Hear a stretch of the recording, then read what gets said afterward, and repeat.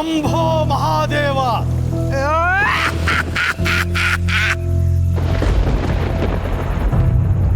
ಸ್ವಾಮಿ ಬನ್ನಿ, ನಿಮ್ಮ ಪಾದ ಸ್ಪರ್ಶದಿಂದ ನಮ್ಮ ಮನೆ ಪುನೀತವಾಯಿತು.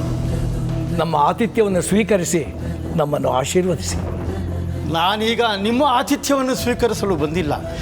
ಈ ಮನೆಯಲ್ಲಿ ಒಂದು ಜೀವಕ್ಕೆ ಗಂಡಾಂತರವಿದೆ. ಅದರ ನಿವಾರಣೆಗೆ ಆ ನೀಲಕಂಠ ನನ್ನನ್ನು ಈ ಮನೆಗೆ ಕಳಿಸಿದ್ದಾನೆ. ಹೌದು ಸ್ವಾಮೀಜಿ, ನನ್ನ ಸೊಸೆ ಸ್ಥಿತಿ ತುಂಬ ಗಂಭೀರವಾಗಿದೆ ಅಂತ ಈಗ ತಾನೇ ಡಾಕ್ಟ್ರ್ ಹೇಳ್ಬಿಟ್ಟು ಹೋದರು. ನೀವು ದೇವ್ರ ಹಾಗೆ ಬಂದಿದ್ದೀರಾ. ನನ್ನ ಸೊಸೆ ಜೀವನ ಉಳಿಸ್ಕೊಡಿ ಸ್ವಾಮೀಜಿ. ಈಗಗಿಂತ ಇನ್ನೂ ಗಂಡಾಂತರದಲ್ಲಿರೋ ಇನ್ನೊಂದು ಜೀವ ಈ ಮನೆಯಲ್ಲಿದೆ.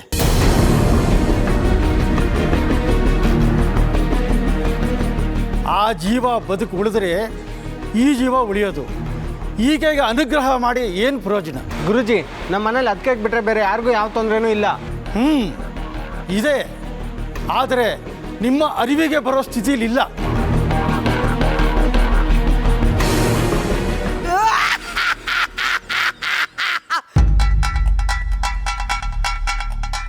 ಮುಗೀತ್,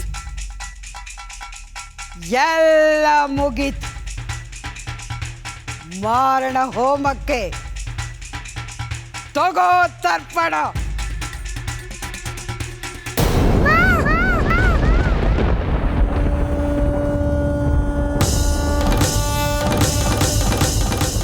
ಇಲ್ಲ, ನಾನು ಈ ಮಗು ಪ್ರಾಣ ತೆಗೆಯೋಕೆ ಬಿಡೋದಿಲ್ಲ. ಆ ಕೈಲಾಸವಾಸಿ ಹಿಮಾಲಯದಿಂದ ನನ್ನನ್ನು ಕಳಿಸಿದ ಉದ್ದೇಶವೇ ವ್ಯರ್ಥವಾಗುತ್ತದೆ. ಇಲ್ಲ, ಈ ಮಗು ಸಾಯಬಾರದು. ಶಂಭೋ ಮಹಾದೇವ.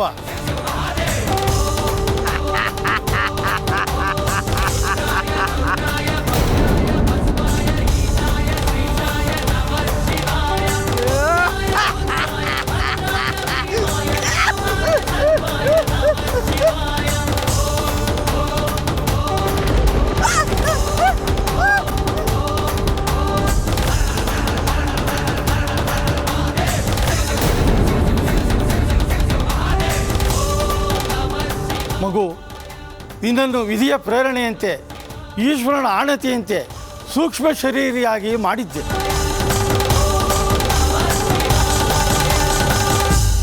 ಈಗ ನಿನ್ನ ಗಂಡಾಂತರ ಕಾಲ ಮುಗಿದಿದೆ. ಶರೀರ ರೂಪಿಯಾಗುವ ಕಾಲ ಪಕ್ವವಾಗಿದೆ.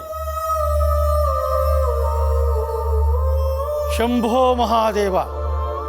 ಈ ಕಂದನಿಗೆ ಭೌತಿಕ ಶರೀರ ಸಹಿತ ಚೈತನ್ಯವನ್ನು ಕೊಡು ತಂದೆ.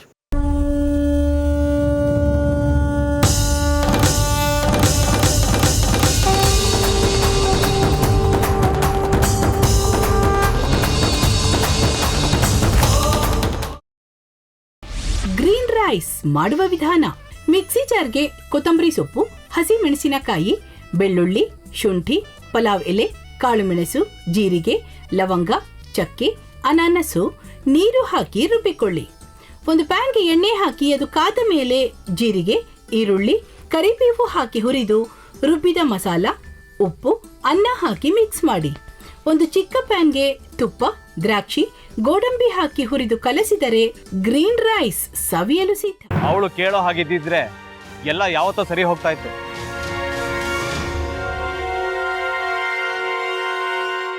ಅದಕ್ಕೆ ನೀವಾದ್ರೂ ಏನು? ನಾನಾದ್ರೂ ಏನತ್ತೆ?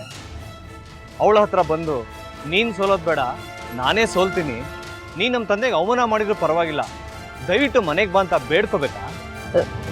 ಹಾಗೆಲ್ಲ ಅಳಿ ಅಂದ್ರೆ ಸಂಸಾರ ಅಂದಮೇಲೆ ಇಂಥದೆಲ್ಲ ಏನಾದ್ರೂ ಒಂದು ಇದ್ದೇ ಇರುತ್ತೆ. ಹೋರಾಟ ಮಾಡಿದ್ಲು.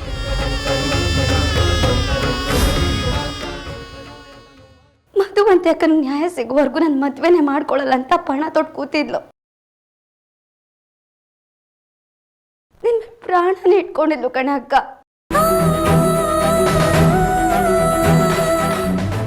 ಅವಳು ಮೈ ಮೇಲೆ ನೀನು ಸೇರ್ಕೊಂಡು ಅವಳ ಸಂಸಾರನ ಹಾಳು ಮಾಡ್ತಿದ್ಯಲ್ಲೇ.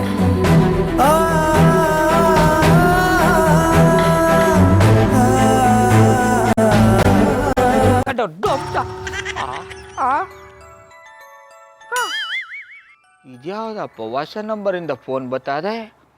ಆ ಫೋಟೋ ತಗೊಂಡವೇನಾದ್ರು ಬೇರೆ ನಂಬರಿಂದ ಮಾಡಿರ್ಬೋದಾ? ತೊಂದರೆ ಇಲ್ಲ, ಎತ್ತು ಬಿಡು. ಹಲೋ, ಏಯ್ ಪಟ್ಟಾಪಟ್ಟಿ ಚಡ್ಡಿ ಬನಿಯನ್, ಏನೋ ಮಾಡ್ತಾ ಇದ್ಯಾ? ಶಿವನೇ ಶಂಭುಲಿಂಗ, ನಿನ್ನ ಜೊತೆಗೆ ಮಾತಾಡ್ದವನೆಲ್ಲಪ್ಪ.